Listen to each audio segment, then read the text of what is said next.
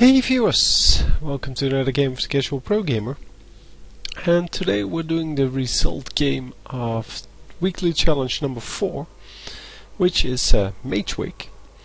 And as you can see, we have a very epic skin on this Warwick, and he is going to start off with a Doran's Ring, making him Magewick right off the bat.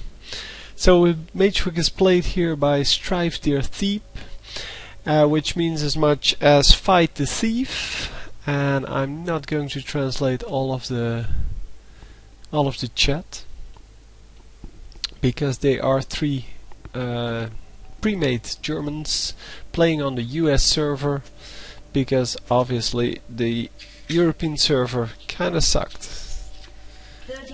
And let me just show you this, and we see that he actually went into the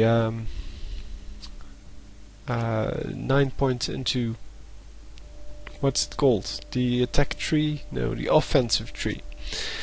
So Warwick is going to jungle the first few levels. For those of you who can read German, you can read it all in here.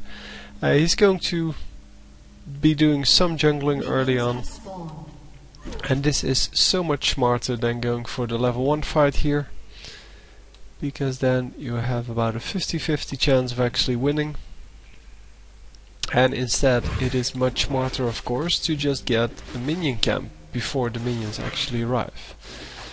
But he is going to stay in the jungle until he can actually do something in lane. And he really thought about his build. That's the beauty of it. He didn't just go for heavy AP items, because that doesn't work. He either, well, took a Lanewick build and modified it a little bit, or he just thought, well, if I'm going Magewick, what would be the most useful items on it? What am I trying to accomplish here? Well, what you're trying to accomplish is to max out your Q. And mostly that means you are going to want to have as much healing as you can and cooldown reduction, and well, you can go both, you can go one of the two, but yeah, if you're also going to jungle, then you need to keep in mind that that is different from when you're in lane.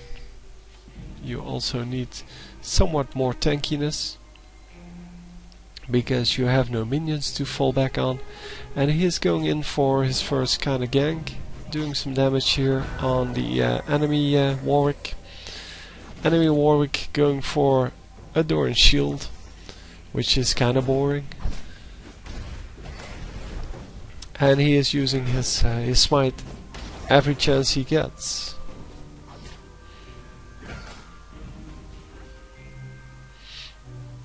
So this game kind of demonstrates the power of Warwick with some AP, and that is the reason why they nerfed his AP ratios in the patch of today, I guess. I'm not sure when it will be in Europe, but the US servers got their patch today, and they patched the possibility of playing, or well, they fixed the Lanewick. Lanewick is basically Warwick, but instead of going jungle and buying tanky items, he just goes for some AP or some cooldown reduction, one of the two, doesn't really matter which one, and then you have so much healing from your Q that you almost literally cannot be harassed out of the lane. It's yeah, it's very good healing, and especially if you design your build to actually work that way, so to incorporate that healing, then you can do some nice things with it. So he sees Rise there walking around in the forests. Thinks, well, it's better not. I better not go after that. And then Ash walks into his path, and yeah, why not go for Ash? Unfortunately, Tryndamere wasn't really paying attention and didn't go for Ashe, then went in when Ashe was long gone.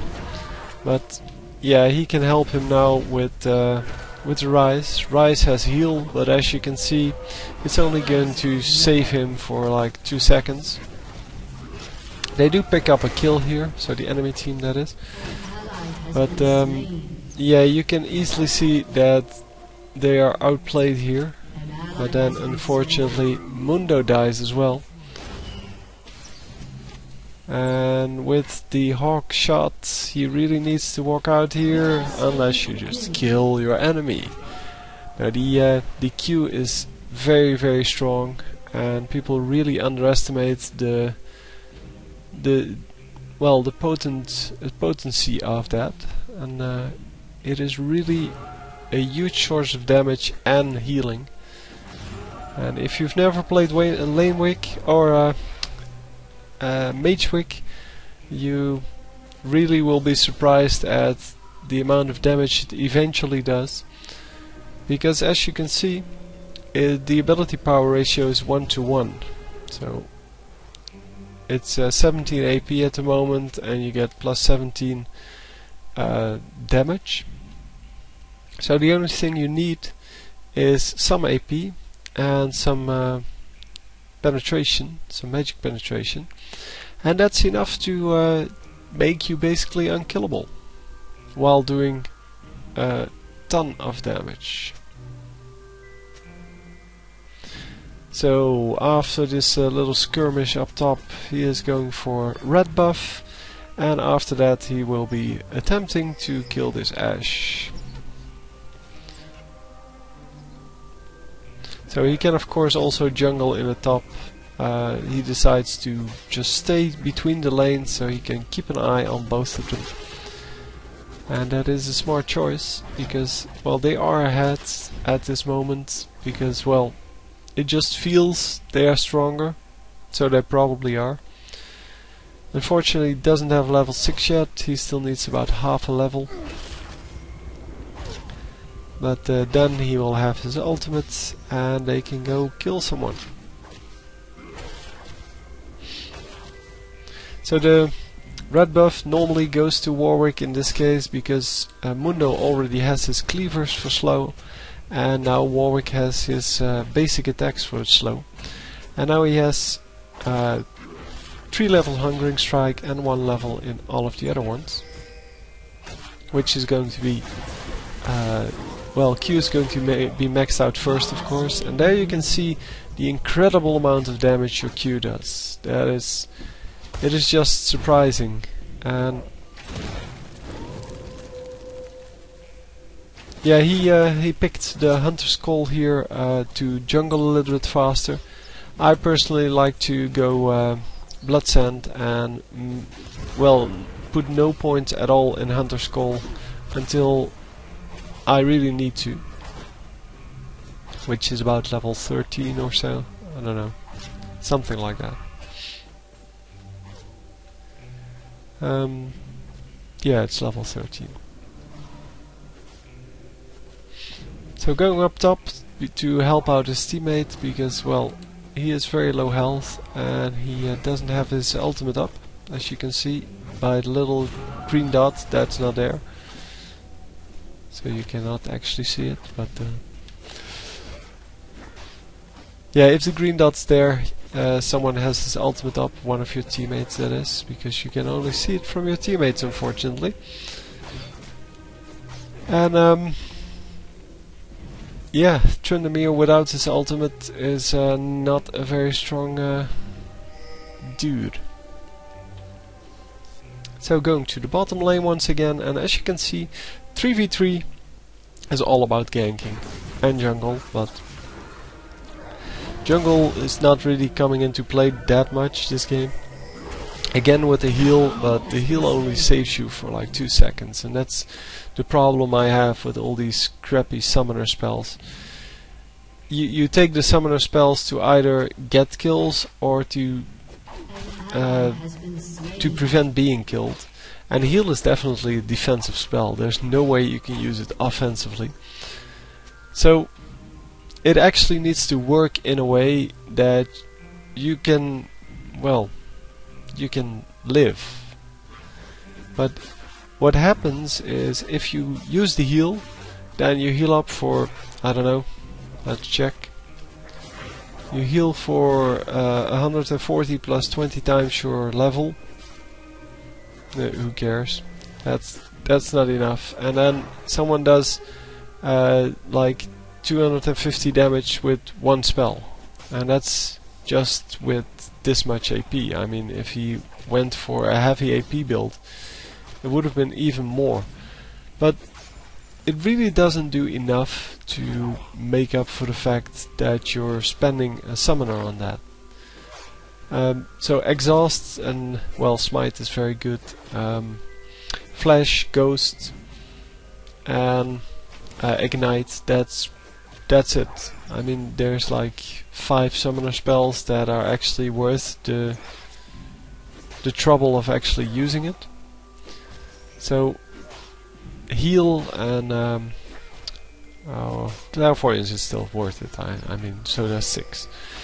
Oh, let's just watch what happens here, because we are going for dragon, and he smites it through the wall. Very nicely done.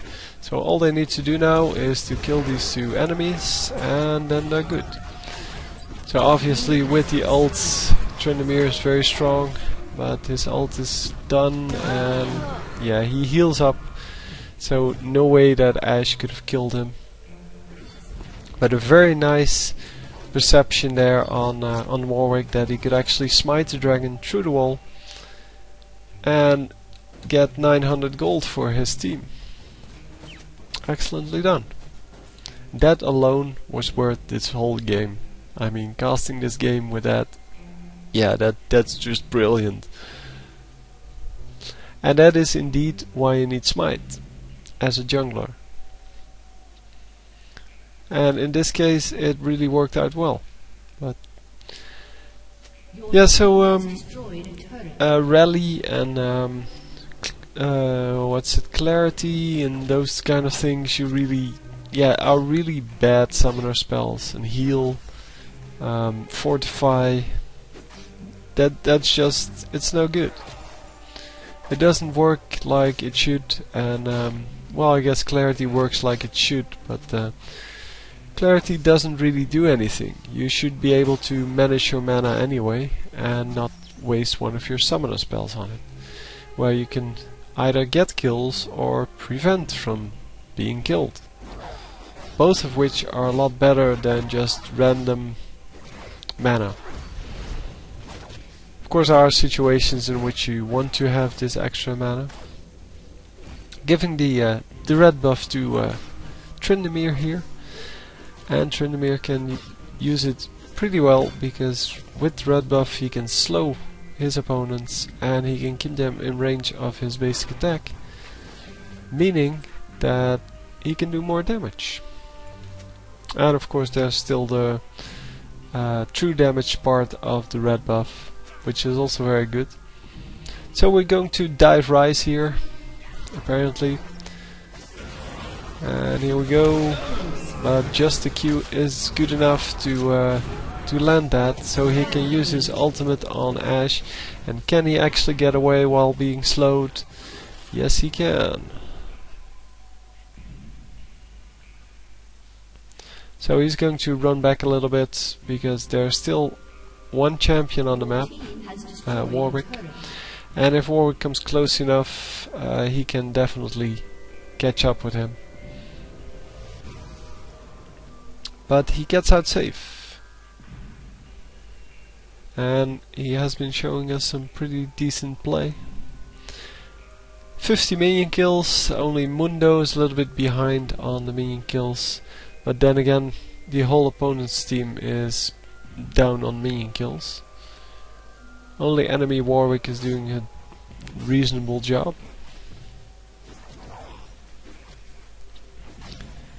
And since this map is all about ganking, yeah, it really doesn't matter too much that you don't. It's not like the 5v5 map where you need to farm to win. and you can actually come back by farming more. But here it's more about ganking, and yeah, as long as you understand that, then you're going to do very well in the 3v3 matches. And of course, by getting away from ganks, for example, by getting over this wall with Tryndamyr's, I don't know what it's called, sword dance kind of thingy, where he turns and then does damage in a line, whatever. That's actually really useful. So those kind of characters, also Shaco, and well, you have several of them. I guess LeBlanc, Cassidin, yeah, that's his name. So they all have these flash-like spells, where you jump a little bit, and on this map, that's really so good, because if you are in this lane, for example, which is, well, the hardest lane to get out of, because on the bottom you still have a lot of ways to get away. If you're here and you're being ganked, you can run that way or that way. But up top, yeah, there's nothing, there's just walls. And if you can jump the walls here, then you are so much better. So Warwick v Warwick, but this is not going anywhere. There's not going to be any killing here, unless this Mundo actually comes in to help. And you can see with the slow from Mundo, they can easily catch up. Although Warwick had probably already given up on this kill, but they still get it. And they get a 3-for-1, which is excellent. And then after that, they can go for Dragon. Because Dragon is up, and well, Dragon is a high price target. It's a lot more high priced than all of these minions, but he's waiting for the Tryndamere to come in, and is going to do Dragon with Tryndamere. As we see, two of the enemy champions going for Mundo. Mundo missing his Q, his cleaver, and getting slowed again and again, eventually getting into the ultimate, and really needs to get out of here. And he is not running back, and now it's 3v1, and now he's dead. He almost got the Ash, but yeah, almost not good enough. So he could have easily gotten away there. Especially after you landed the cleaver, because then you can just run out with your ultimate. He had his ultimate on, and then he hit the cleaver, and then as you're slowed and you're not, and you can just run out. But going in 1v2 and eventually 1v3, not the best solution to that. But he's complaining about the slow, and yeah, Mundo's not really the one to talk about annoying slows. But Warwick is just going to pick up this this bottom lane now, because that's what he does. He has been keeping both lanes occupied, and Tryndamere meanwhile is jungling a little bit, getting 3 buffs here. As you can see, 3 buffs, and with that he is a very strong force to be reckoned with. He can also get the red buff here, so he has all of the buffs on the map. And we see someone stealing getting the red buff. It's not actually stealing, it's a mutual buff. But they are going to get it, and again, Mundo doesn't want to get this buff because Mundo already has a slow, and Warwick does not.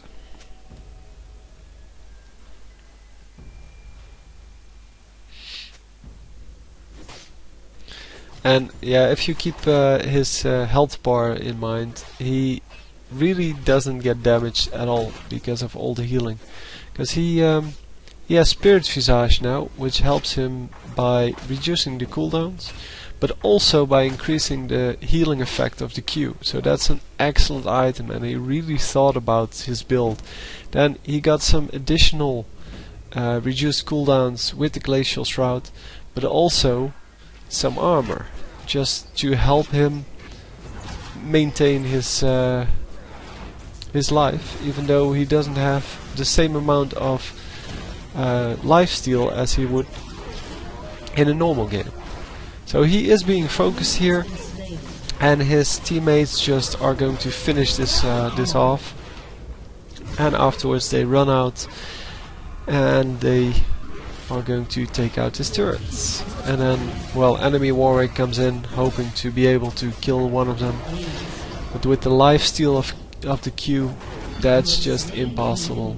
It's impossible to get the kill on this Warwick, because he just has too much lifesteal. Obviously the Hexac Revolver is an excellent addition here, because it gives you ability power and it gives you extra lifesteal, well, spell vamp. But so well thought out, excellent performance, and thanks for sending me this game. I really enjoyed watching it, especially the Dragonsteel, and that alone made it the winner for this week. So again, thanks for sending it to me. Don't forget to participate in the next weekly challenge, which is about APE, which is a very viable build. And yeah, I hope there are some creative builds out there. So I'll see you next time. GG.